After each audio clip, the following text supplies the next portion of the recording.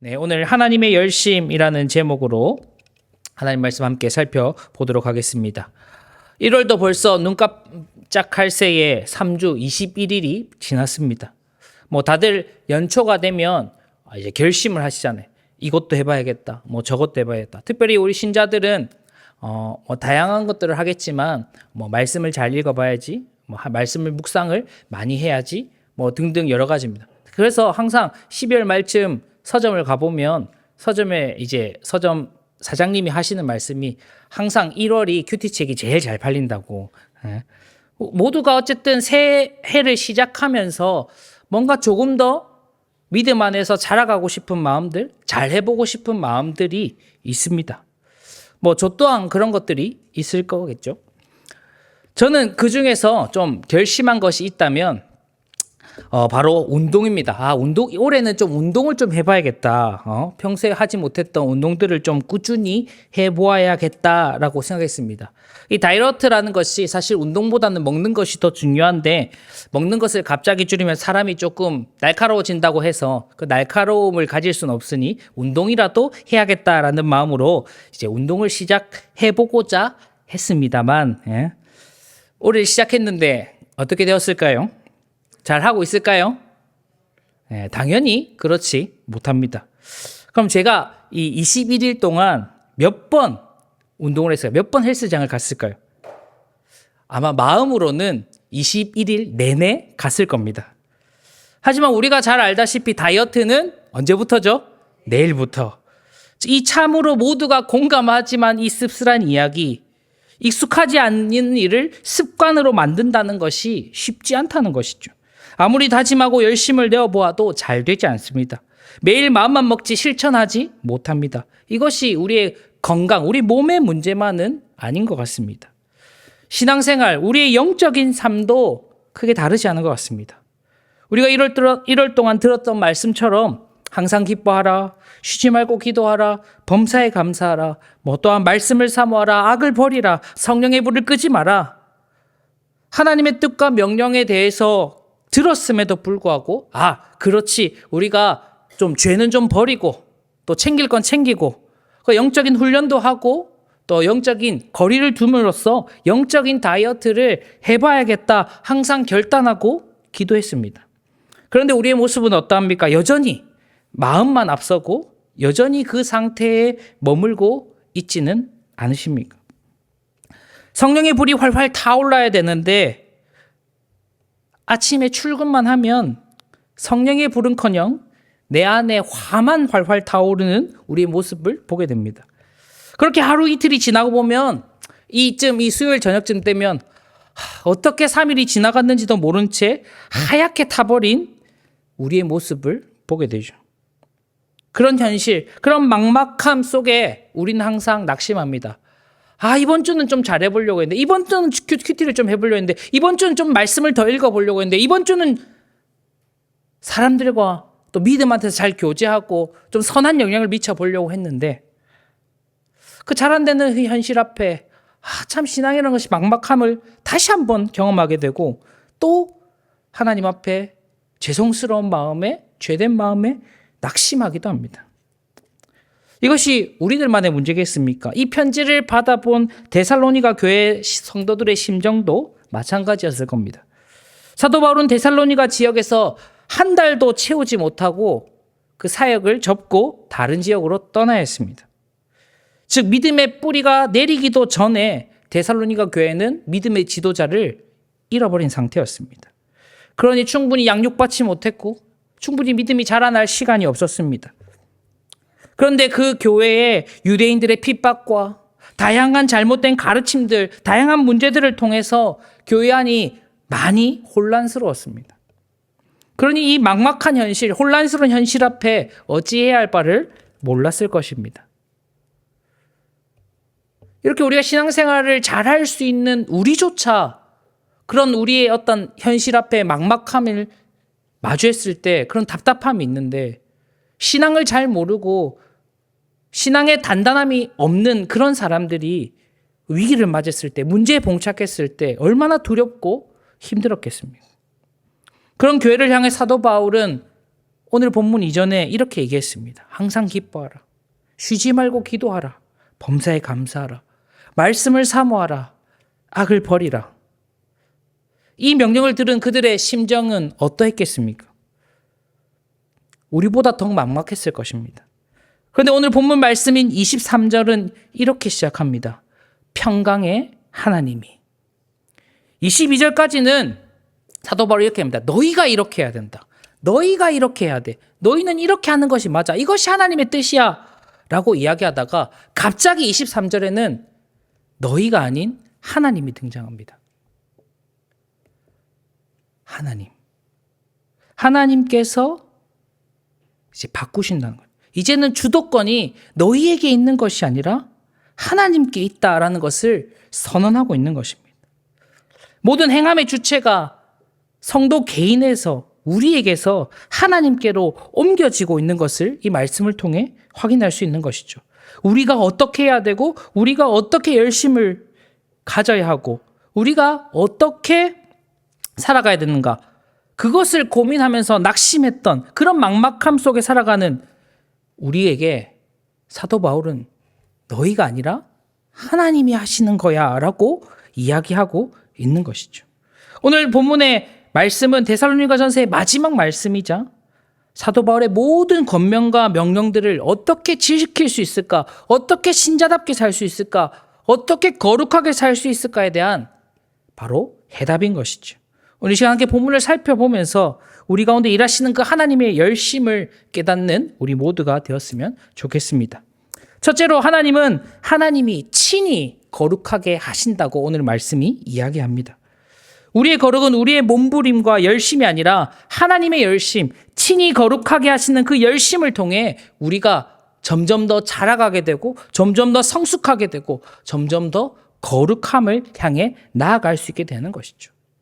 우리가 열심을 다해 말씀을 읽고 기도하고 성경을 묵상하고 선한 일을 행하고 하는 이 모든 일의 주도권이 우리에게 있는 것이 아니라 하나님께 있다라는 사실, 친히 일하시는 하나님께 있다는 것을 먼저 이야기하는 것입니다.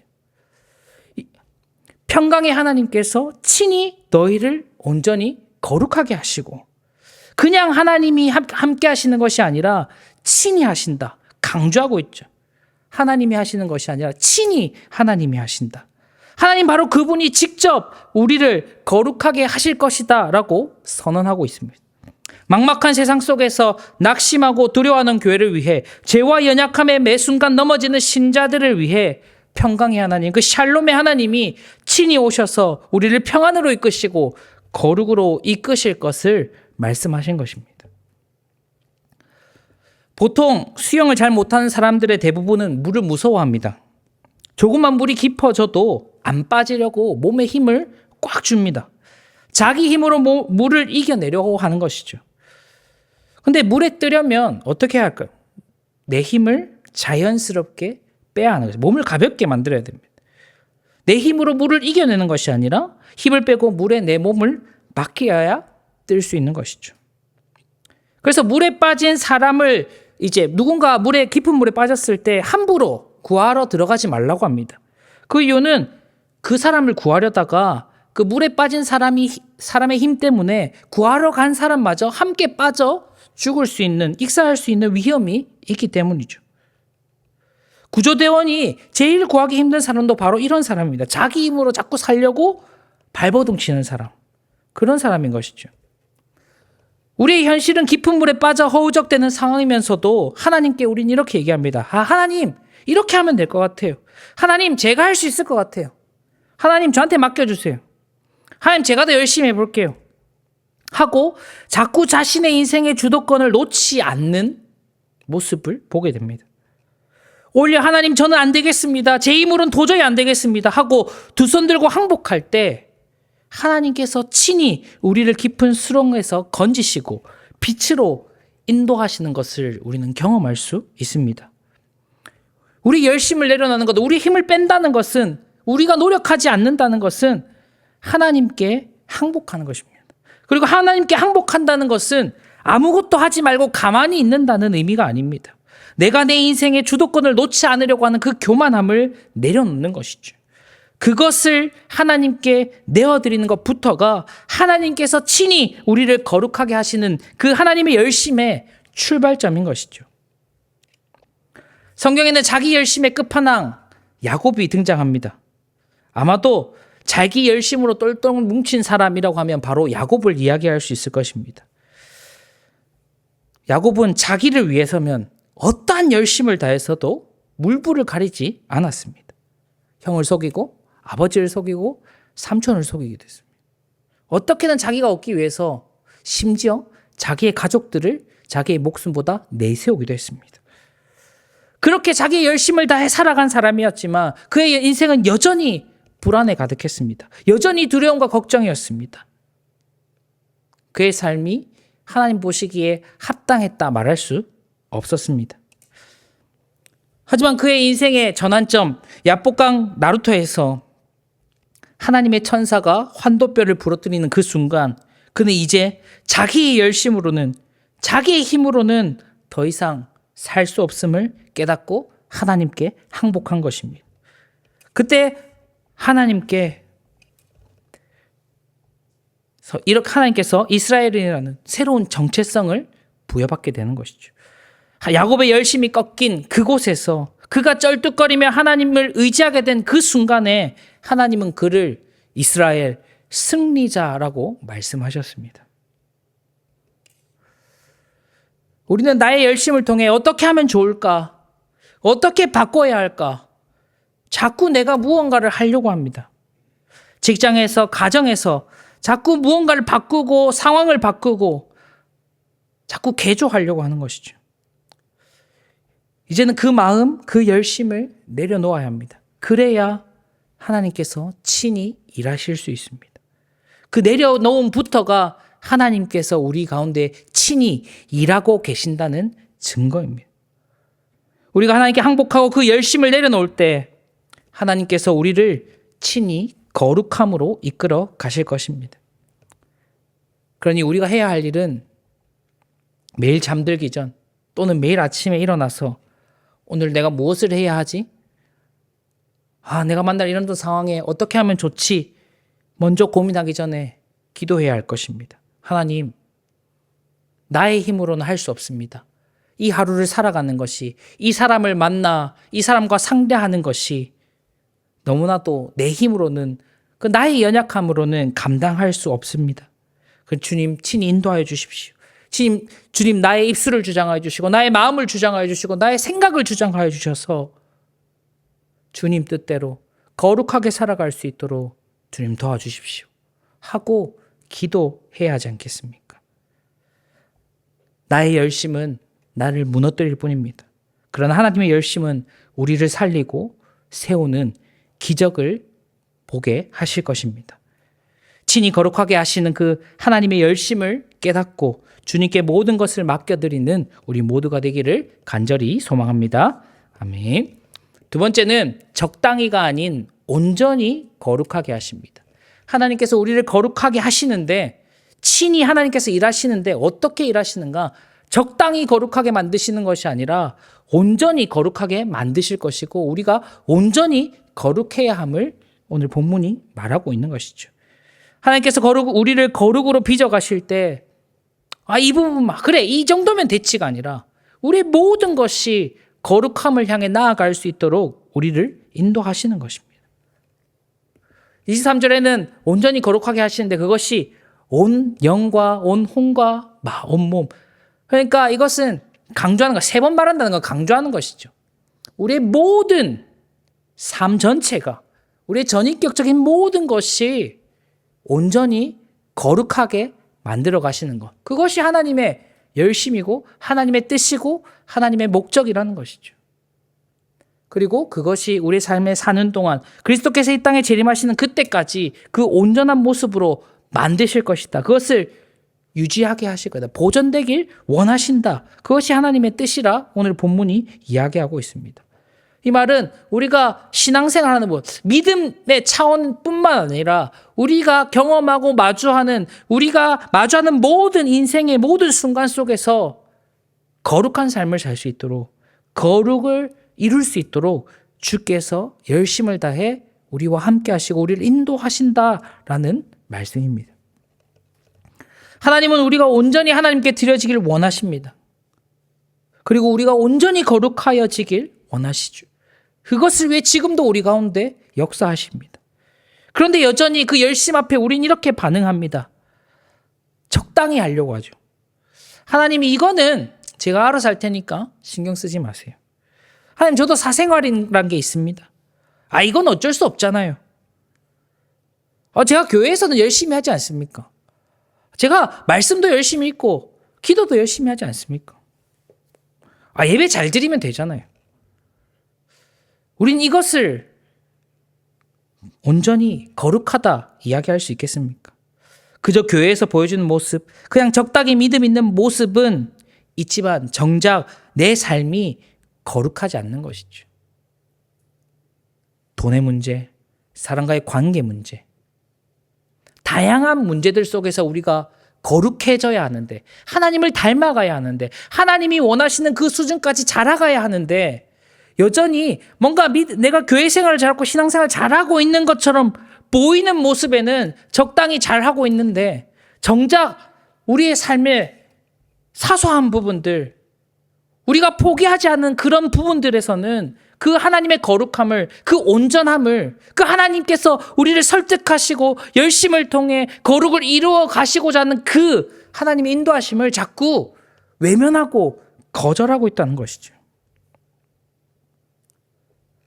그리고 교회에서 내가 열심히 잘하면 스스로 그것을 그래도 내가 신앙생활 열심히 하고 있구나라고 적당히 만족하며 살아가는 것이죠. 그리고 나는 완벽할 수 없잖아 하고 스스로 합리화해버립니다. 그래서 여전히 우리 안에 거룩하지 못한 모습들이 남겨져 있음에도 그 부분을 스스로 외면해버리는 것이죠. 한 번씩 이제 아이들에게 청소를 시킵니다. 자, 오늘은 청소를 해야 되니까 거실을 깨끗하게 한번 치워보자. 아이들이 청소를 곧잘 하는 것 같습니다. 그래서 청소를 시켜놓고 이제 청소 다 했다고 하면 가서 청소를 잘했는지 이제 살펴봅니다. 그러면 깨끗해 보여요. 나름 깨끗해 보여.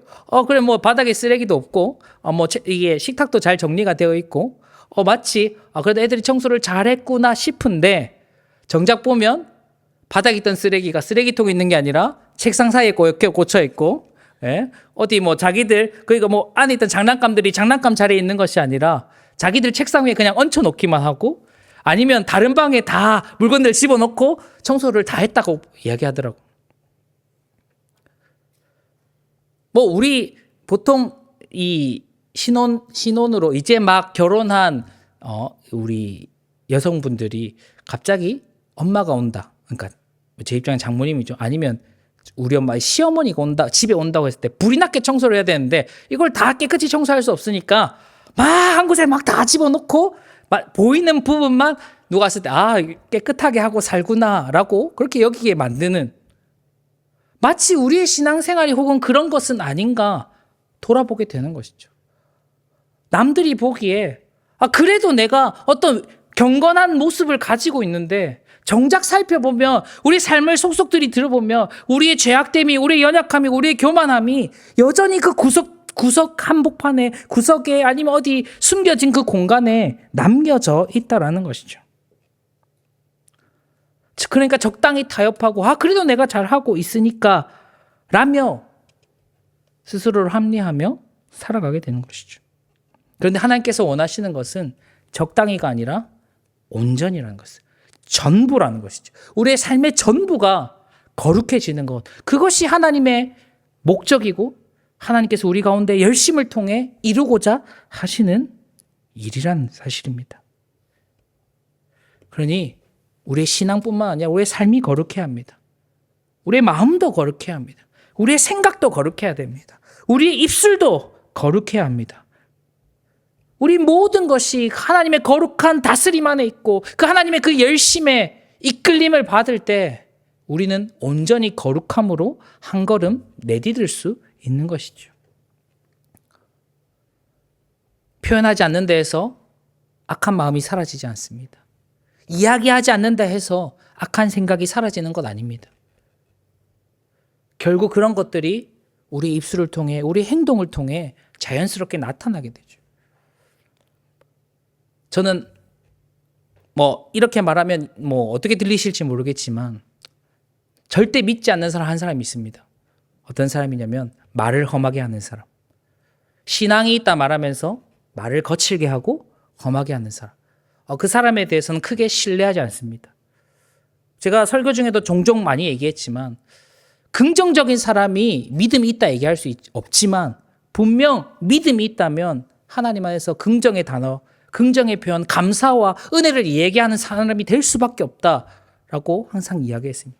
이처럼 우리가 하나님의 다스림 안에 그 거룩한 열심 가운데 머물고 있다면, 그 이끌림을 받고 있다면 우리의 마음이 점점 거룩해질 것이고 우리의 생각이 점점 거룩해질 것이고 우리의 입술과 우리의 행동이 점점 거룩해질 수밖에 없는 것이죠. 그러니 무언가를 자꾸 이루기 위해 열심을 다하는 것이 아니라 우리를 거룩하게 하지 못하게 하는 것들, 그것들과 거리를 둬야 합니다. 그것들로부터 내 마음을 지키고 내 생각을 지키고 내 입술을 지켜야 하는 것이죠. 그리고 그 하나님의 열심 안에, 하나님의 거룩한 다스림 안에 머물러야 합니다. 하나님의 그 열심, 우리를 이끄시는 그 열심을 거절하는 인생이 아니라 항상 내가 그 열심 안에, 그 다스림 안에 머물고 있는가를 점검해야 하는 것이죠. 절대 괜찮은 것이 아닙니다. 마지막 세 번째입니다. 그 하나님, 친히 이루시는 하나님, 온전히 이루시는 그 하나님은 신실하신 하나님이시기 때문에 반드시 거룩하게 하십니다. 24절 말씀을 보면 이렇게 얘기합니다. 너희를 부르신 이는 미쁘시니. 이 미쁘신이라는 단어는 신실하다, 이루시는 분이다, 정하시고 뜻하신 바를 완성하시는다, 그런 의미를 가지고 있습니다. 두려움, 그 믿음 안에서 우리가 신뢰해야 할 바, 우리의 어떠함, 우리의 열심, 우리의 상황, 우리가 가진 어떠한 것이 아니라 우리를 부르신 분이 누구신가? 그분이 바로 신실하신 분이라면, 그분이 약속하신 바를 이루시는 분이라면 우리가 붙들어야 할 것은 바로 그분의 신실하심, 하나님의 신실하심을 붙드는 것이다. 그리고 그분의 신실하심이 우리의 삶에 그분의 열심을 나타내게 될 것이고 그 열심을 이루실 것이다 라는 것이죠. 데살로니가 성도들도 마찬가지였을 겁니다. 과연 내가 어떻게 거룩함을 이룰 수 있을까? 기뻐하는 일, 감사하는 일, 기도하는 일이 너무나도 힘들고 이 막막한 현실 속에서 도대체 주님 오시는 그날까지 내가 거룩하게 살 수 있을까 하는 그 걱정 속에 두려워하고 주님의 심판 앞에 걱정했을지 모르겠습니다. 그러나 사도 바울은 이야기합니다. 너희를 부르신 이가 신실하신 분, 너희를 부르신 이가 완벽히 이루시는 분이다. 그러니 주님을 붙들어야 된다. 주님을 의지해야 된다. 그리고 주님을 붙드는 그 자만이 반드시 결승선에, 그 마지막 때에 거룩함으로 주님의 심판대 앞에 서게 될 것이다 이야기하는 것이죠. 하나님께서는 그 약속의 증표로 예수 그리스도 그 십자가를 우리에게 주셨습니다. 그냥 잘 될 거다, 주님께서 하실 거다, 막연한 기대, 그런 막연한 소망이 아닙니다.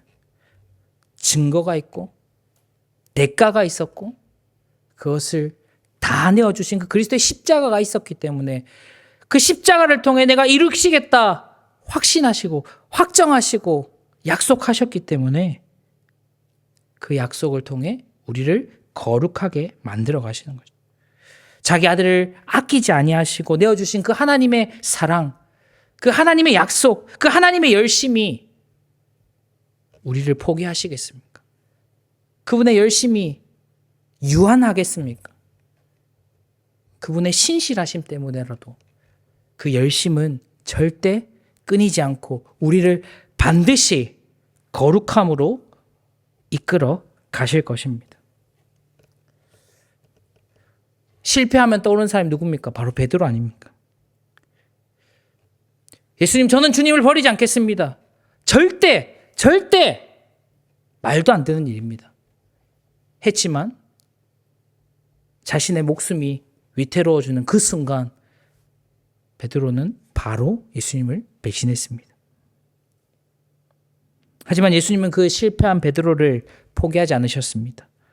부활하시고 친히 찾아가셨습니다. 밥을 먹이시고 다시 하나님의 사명자로 부르시고 세우셨습니다. 그 베드로의 열심, 베드로의 열정, 베드로의 의지는 세상 앞에 무너지고 실패했습니다. 그러나 예수님의 사랑은, 그 예수님의 열심은 그를 일으키시고 다시 세우시고 하나님의 사람으로 만들어 가셨습니다. 우리의 모습이 바로 이 베드로와 같은 모습 아니겠습니까? 매번 결심하고 매번 넘어지는 모습. 그렇게 또 예수님이 우리 가운데 위로하여 주시고 회복시켜 주십니다. 한때 이 단어가 유행했습니다. 회복 탄력성. 이제 회복 탄력성이라는 말은 공을 딱 바닥에 튕겼을 때 튕긴 만큼 잘 올라오는가. 그래서 우리가 심리학적인 용어로 이 사람이 상처를 받거나 어려움을 당했을 때 다시 처음으로 돌아오는 이 온전한 상태, 이 정상의 상태로 잘 돌아오는 정도를 회복 탄력성이라고 하더라고요. 근데 우리 신자들에게는 이 영적인 회복 탄력성이 필요합니다. 거룩한 사람, 믿음이 좋은 사람은 안 넘어지는 사람, 죄 안 짓는 사람, 실수 안 하는 사람, 그런 사람이 아니고 어떤 상황 속에서도 얼마나 빨리 주님께로 돌아오는가, 얼마나 빨리 회개하고 삶을 돌이키는가, 그런 영적인 회복 탄력성이 있어야 하는 것이죠. 그런 사람을 보고 이 사람은 진짜 믿음이 좋은 사람이야 라고 이야기할 수 있을 것입니다. 실수할 수 있습니다. 죄 지을 수도 있습니다. 넘어질 수도 있고 시험에 들 수도 있습니다. 하지만 죄를 지었을 때 그 죄 가운데 머무는 것은 하나님의 원하심, 하나님의 뜻이 아니라 우리를 무너뜨리려는 사탄의 마음이고 사탄의 열심입니다. 그러니 그 사탄의 열심 안에 머물지 말고 속히 회개하고 하나님의 열심으로 나아가야 됩니다. 우리를 이끄시는 그 하나님 열심 안에 머물러야 합니다. 오늘 하루가 지나가기 전 기도하는 것이죠. 주님, 내가 하나님 앞에 이런 죄악을 범했습니다. 주님 용서해 주시고 이제는 죄에 휘둘리는 인생이 아니라 하나님의 이끄심 안에, 하나님의 열심 안에, 그 하나님의 거룩한 열정 안에 우리 삶을 맡겨드리는, 그 삶의 인도하심을 따라 살아가는 그런 우리가 되게 하여 주시옵소서. 더 할 수 있다면 혹여나 내가 실수하는 순간, 혹여나 내가 죄를 짓는 그 순간, 그 즉시 회개하고 주님께로 돌아오는 그런 믿음이 필요한 것이죠. 이는 죄를 쉽게 지어도 된다, 죄를 가볍게 여기라는 말이 아닙니다. 회개라는 것은 죄로부터 속히 떠나는 것입니다. 즉시 하나님께로 방향을 돌이키는 것입니다. 하나님, 면목 없지만 내가 또 주님의 사랑 때문에, 주님의 은혜 때문에 회개합니다. 주님의 은혜를 구하며 다시 한번 주님 안으로 나아갑니다. 그런 영적인 회복 탄력성이 우리의 열심을 이겨내고 하나님의 열심 안에서 살 수 있도록 만들어 주는 것이죠. 말씀을 정리하도록 하겠습니다. 마치 우리의 삶은 이 퍼즐 맞추기와 비슷한 것 같습니다.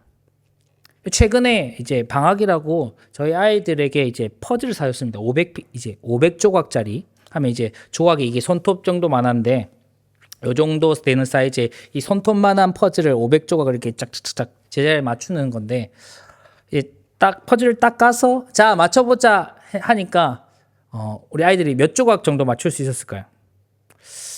대략 한 20조각, 한 30조각.